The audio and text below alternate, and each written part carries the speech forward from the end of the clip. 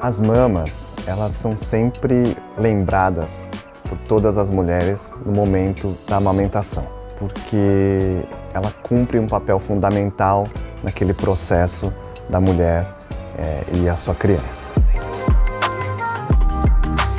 Mas é importante a gente lembrar que o cuidado das mamas precisa acontecer de uma maneira continuada e não só naquele momento. No início da vida, junto à puberdade da mulher, posteriormente, depois que a mulher amamentou. Esse cuidado vai ser fundamental para que a mulher tenha uma boa saúde das mamas. E é sobre isso que nós vamos conversar nesse episódio.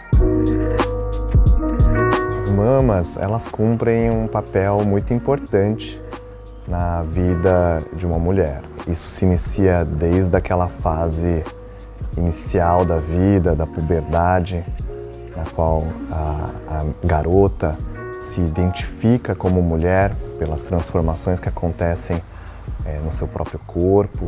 Telarca, que é esse desenvolvimento inicial das mamas, ele acaba se traduzindo como um primeiro marcador de que aquela garota está entrando na puberdade, então é um marco quase que simbólico na vida de toda mulher. E a mama, ela, no final das contas, acaba excedendo uma série de papéis, né? Eu acredito que a mama, ela se relaciona com a questão de identidade. A garota, ela se entende como mulher, aquela mulher, ela se entende como mulher por entender que a mama a designe dessa forma. Ela se relaciona com questões relacionadas à sexualidade e faz um papel fundamental relacionado, e talvez seja o papel até orgânico da mama, esse papel da amamentação, desse primeiro vínculo com aquela criança que acaba de nascer.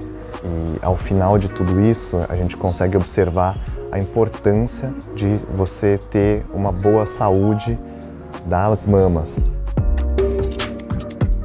Quando a gente se pergunta como que a gente pode cuidar das próprias mamas, eu acredito que isso se relacione muito a um papel de se conhecer. Então, aquela questão do autocuidado, de você entender como são suas mamas, quais são as características dela, como que elas se comportam no seu dia a dia, talvez seja, acho que, o ponto fundamental. Eu reparo que a mulher que conhece o próprio corpo, em geral, consegue identificar quando alguma coisa está diferente. Eu acredito que esse primeiro ponto talvez seja o ponto fundamental.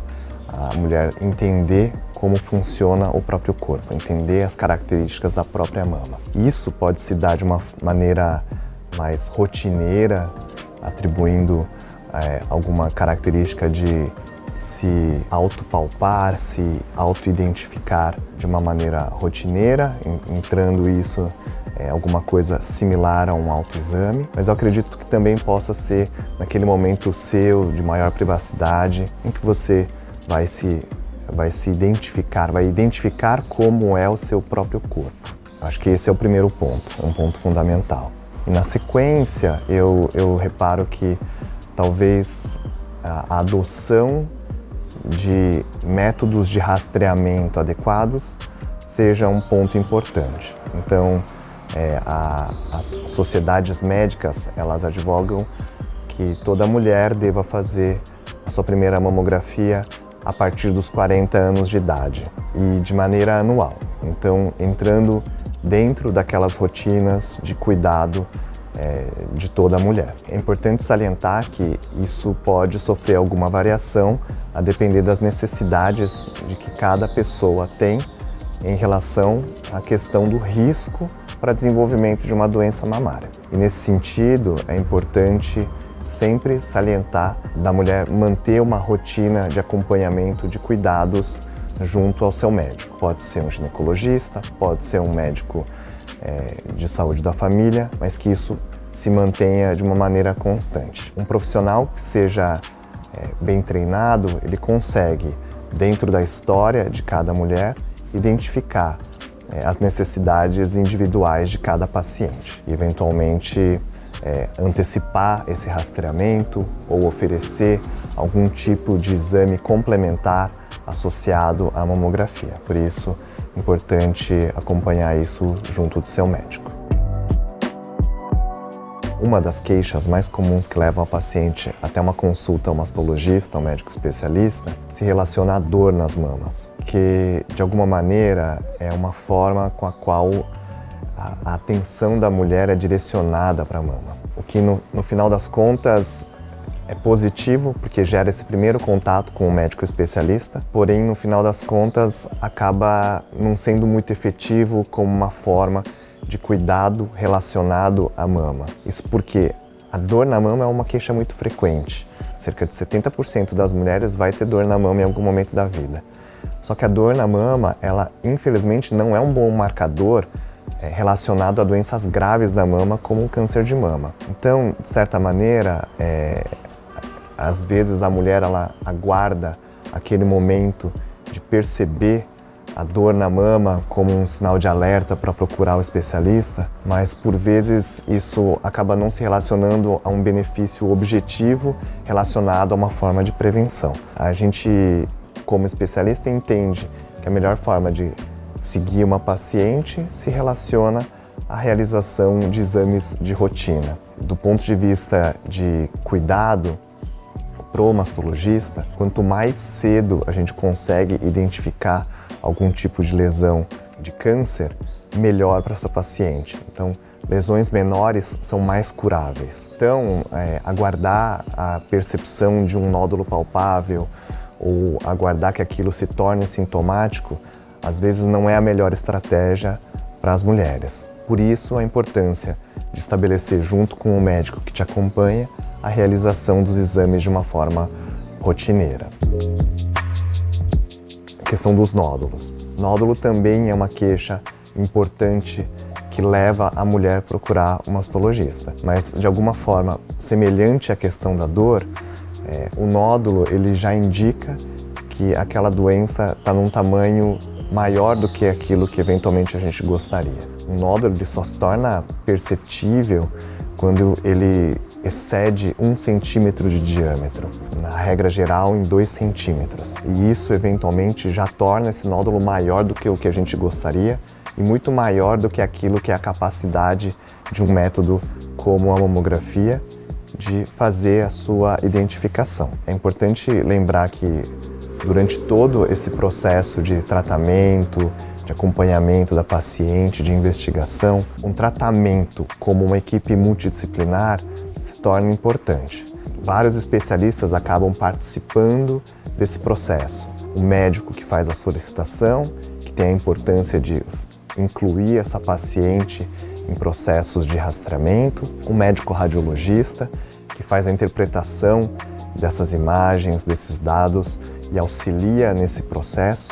Esses médicos eles podem entrar em contato um com o outro para tentar entender características específicas daquela paciente e a melhor maneira de fazer a investigação e depois, passando, se for necessário, uma biópsia por um patologista e pelo médico especialista, no caso o mastologista, para tentar fazer uma integração. Então, quando a gente pensa nessa cadeia de cuidado relacionado ao cuidado da mama, a gente repara que abordar de uma forma multidisciplinar é um ponto fundamental e que talvez gere ganhos para cada uma das pacientes. A gente sabe que a mamografia, até pela característica própria do método, que gere muita aceitação por parte das mulheres.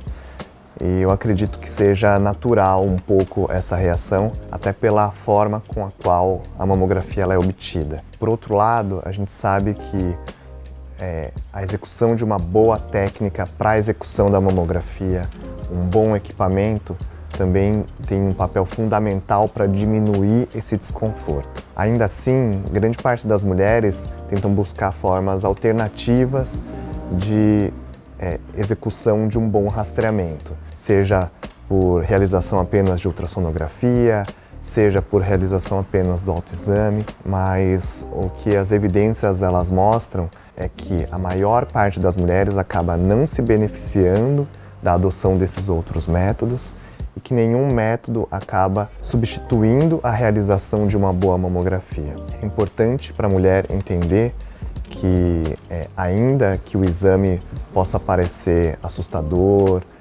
possa parecer desconfortável, é importante a realização da mamografia de maneira rotineira quando for estabelecido junto ao médico. O que acaba acontecendo é que a mamografia, para ela servir como um método de rastreamento adequado, ela precisa ter algumas características da própria mama já estabelecidas. Uma delas tem a ver com a quantidade de gordura que permeia essa mama.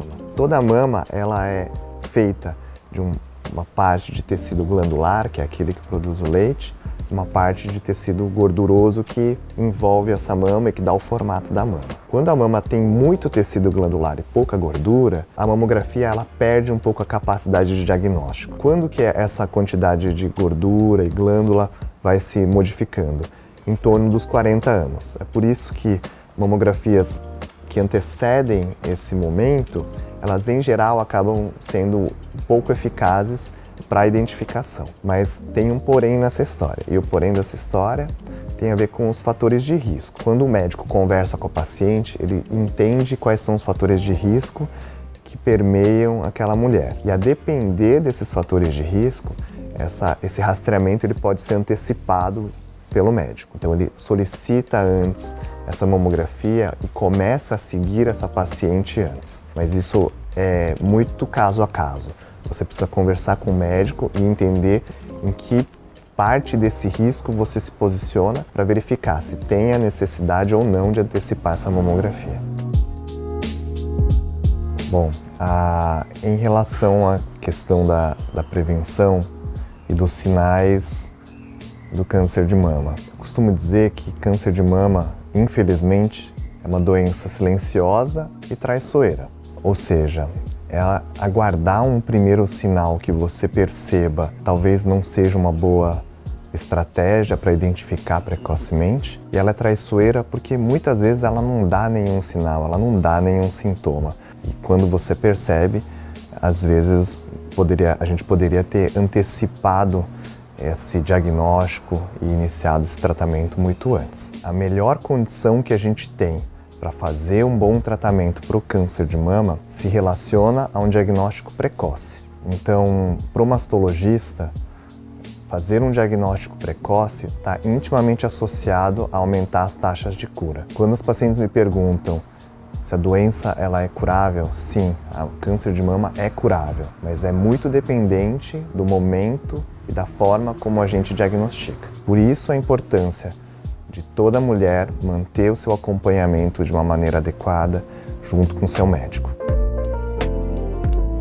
Do ponto de vista de fatores de risco, os fatores de risco para câncer de mama, eles são basicamente divididos em fatores de risco modificáveis e não modificáveis. Dos fatores de risco modificáveis, eles estão intimamente associados a hábitos saudáveis de vida, que se relacionam a uma dieta balanceada, verduras, vegetais dentro que componham essa dieta, não ingerir de uma maneira exagerada álcool, fazer atividades físicas de maneira regular, porque isso se associa também à condição cardiovascular melhorada por parte dessas pacientes e também evitar um ganho de peso excessivo, porque existem estudos que mostram uma relação grande entre quantidade de gordura corpórea e o desenvolvimento de câncer de mama. Então, o que eu costumo recomendar sempre é levar uma vida balanceada em todos os aspectos, seja em relação às suas rotinas, de incorporar atividades físicas de maneira regular, controlar o ganho de peso que não deve ser excessivo, ter uma dieta balanceada, fazer um consumo moderado de álcool. São todas características que estão na nossa mão para conseguirmos diminuir as taxas de câncer de mama. Então, para resumir, o câncer de mama tem cura. Para a gente, a parte mais importante é fazer um diagnóstico precoce. Para você realizar seu diagnóstico precoce, não fique aguardando faça seus exames de maneira regular, acompanhe junto do seu médico. Espero que esse nosso papo tenha contribuído para você adotar hábitos saudáveis, seguir junto do seu médico e realizar seus exames de rastreio de maneira adequada. Até a próxima!